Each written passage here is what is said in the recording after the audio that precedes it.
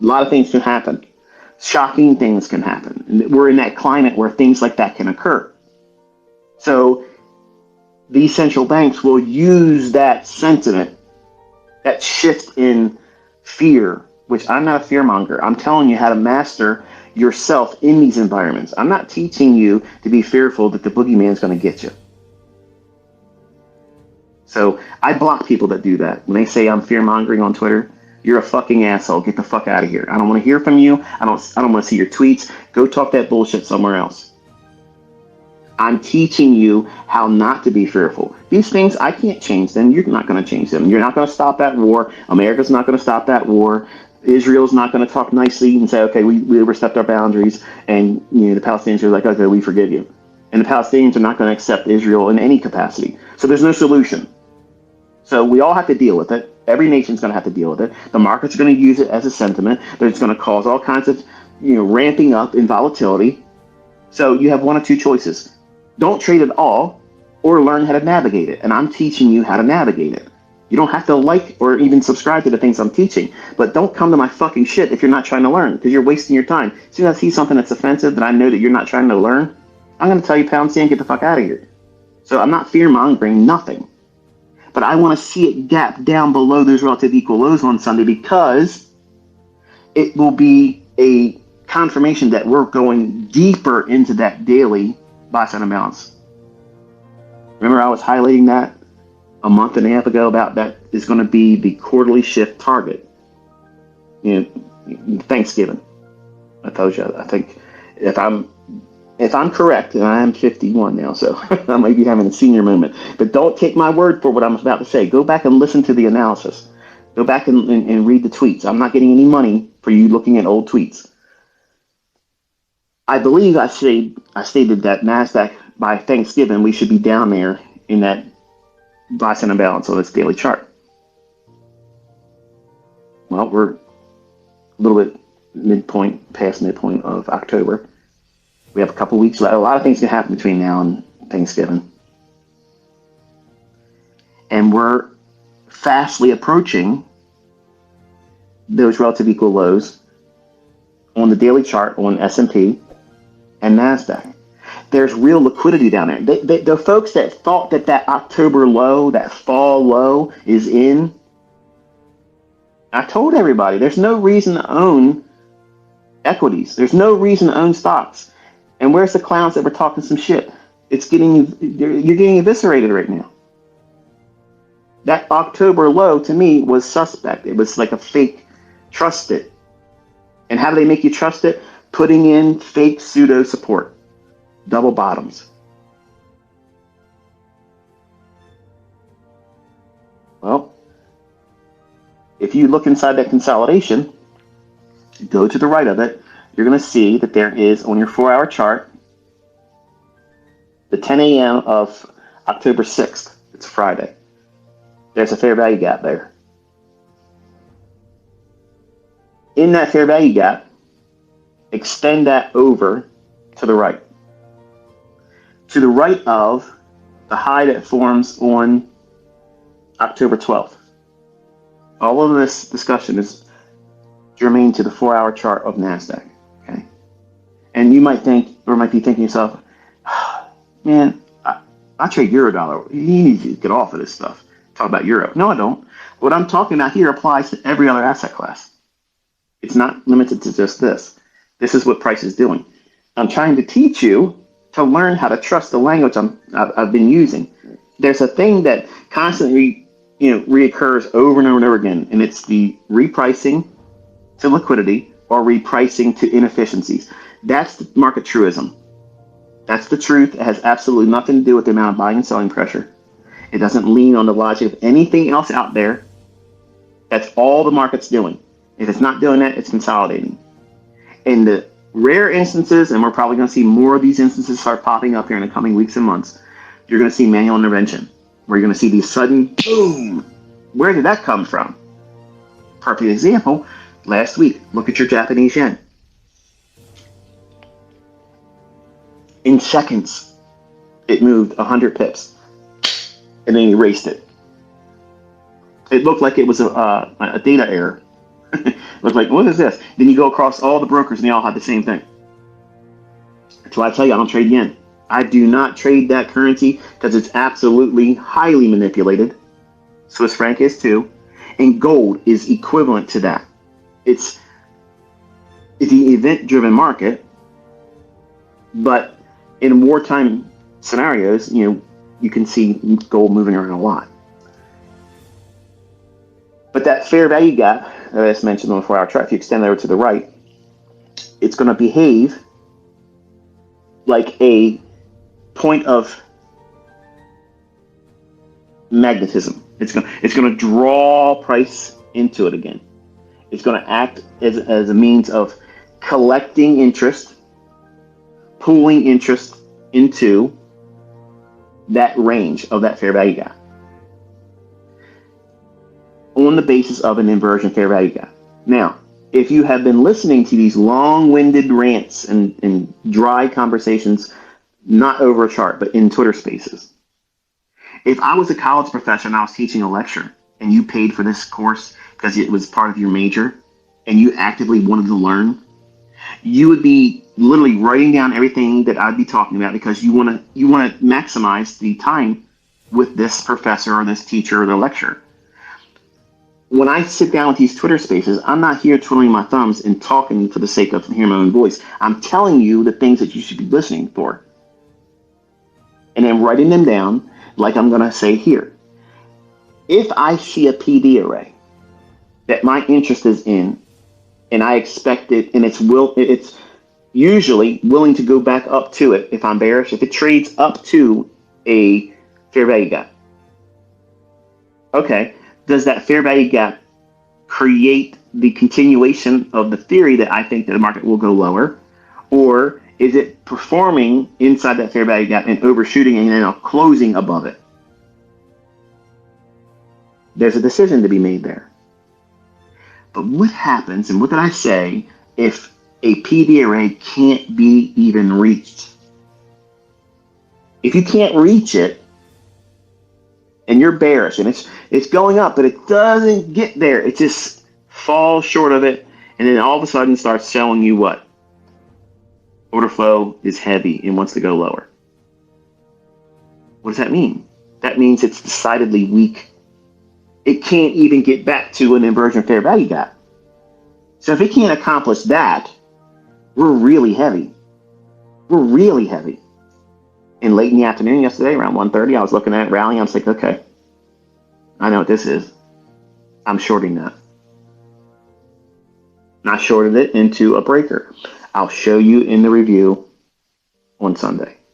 But I was using a breaker as the basis of it. And then I pyramided into it, and then it created a new lower fair value gap. I traded into the return of an impulse leg lower. I was trading that first return in, which I knew was probably going to be a fair value gap. And then I went into it again and added more. And then I didn't get that sell side delivery. I really was expecting it to do it after 4 o'clock, like accelerate another 100 handles, which would have been like, wow, did you see what? I was waiting to see that in everybody's tweets, like, wow, where'd that come from? And then I would have been sliding in saying, check this out. But it didn't do it. But either way, it was a matter of me being able to use the information I'm going to be teaching you that is in the marketplace. Every single week it's there. Every time frame it's there. But I like a second stage redistribution on a market maker sell model. Or I like a second stage reaccumulation in a market maker buy model. Now, a market maker buy model is a reverse of this. So the market would be creating consolidation, dropping down into a discount just simply to go higher, to go above the original consolidation. Here, on this 4-hour chart, the structure is a 4-hour market maker sell model. Now, if you look at the high formed on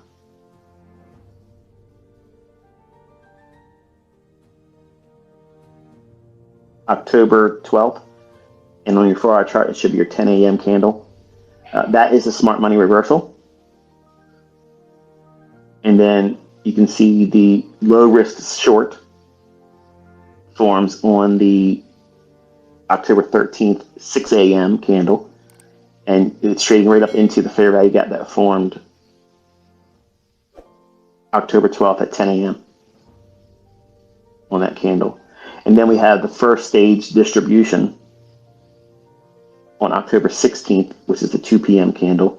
All of this is relative and germane to the 4-hour chart still. And then we had a lot of consolidation in there. And then finally it dove down. And then we have the second stage redistribution at 10 a.m. Thursday, October 19th. And that leg lower did not trade. It did not trade below the original consolidation of the October 27th. I'm sorry, the September 27th low and October 4th low. So there's still room and opportunity to see that expansion lower. And I saw the afternoon rally going in at 130. What's at 130? What did I teach you about 130? I'll give you a minute. Think about it. I'll get a drink. 1:30 ends the lunch hour macro. It's like whatever's going to happen in lunch, it ends at 1:30. So I can take a trade and I start observing. What time did I start telling you that I observe the PM session? 1:30. Why? Because it ends at 1:30. But there's no lunch. Nobody takes a lunch, ICT. The markets are run on this idea. It's all controlled. There's a time and schedule for all these things to occur. And when that market was rallying in the afternoon, after lunch yesterday, it trades up into a breaker.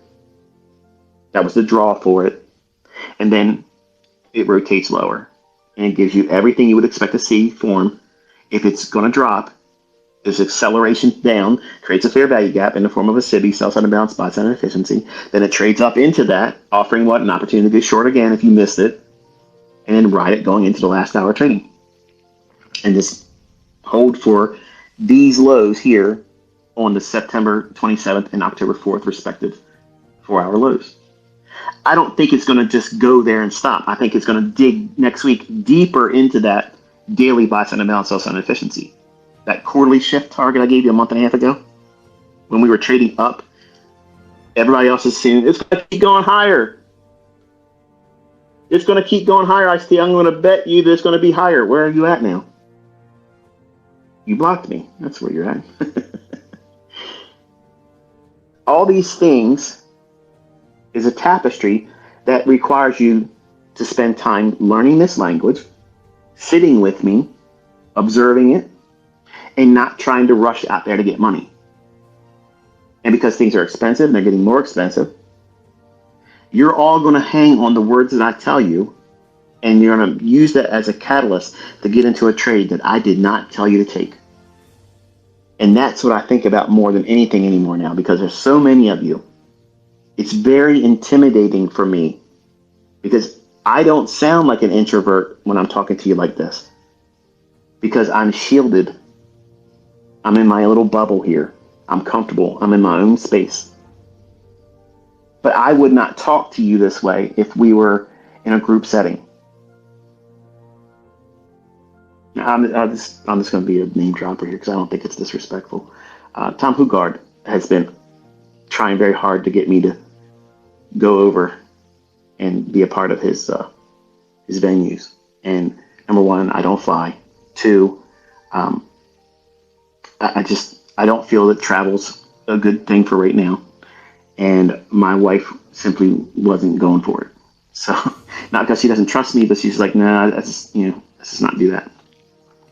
But the predominant thing was I would not feel comfortable. And I told this at the time. I said, I'm just not comfortable in that setting. Like, I'm not comfortable. And I have lots of people asking me for interviews, sit down in front of, a nice studio setting and have a, real good discussion about what I'm teaching, what I've done, what my vision of the future is for, what it is I've shared, or just to have that first in-depth face-to-face, and probably ask all the questions that you want to ask me. I'm just not comfortable with that. And it took a lot of confidence that Corbs would be respectful, and he had the disposition and demeanor that I felt was appropriate. And I gave him, the least of everyone on the YouTube community, the person I would sit down and just talk openly with. And I was very uncomfortable in that conversation still, too. And there was things that we talked about that I asked him to omit. I asked him to take those things out. But I was being considerate to him, and then the questions he asked, I answered. But those questions I've already answered publicly anyway. I've already stated all these things before. But I am absolutely introverted. And I feel empowered, I guess, in a way, in the solitude in this medium like this. It allows me to be something I wouldn't otherwise be able to do in front of a large group of people, because it's intimidating to be in front of other people.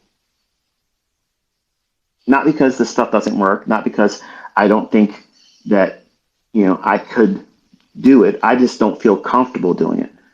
I'm real wordy, and long-winded like this because I'm trying very hard to articulate something I want you to understand.